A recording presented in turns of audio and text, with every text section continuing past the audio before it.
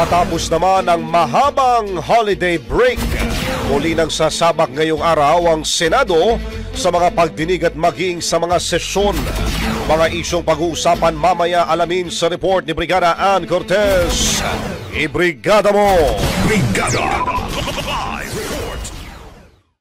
Muli nang sasalang mamayang mga alas 10 ng umaga ang ilang komite ng Senado sa pagdinig matapos ang naging mahaba-habang holiday season.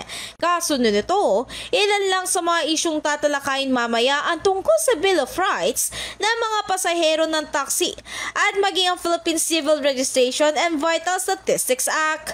Maliban pa roon, sa kaparehong oras ay magkakaroon din na bicameral conference ang Kongreso para sa doble plaka law. Samantala, pagdating ng alas 3 ay magsisimula naman ang sesyon kung saan mayroon daw 4 na prioridad ang Senado rito.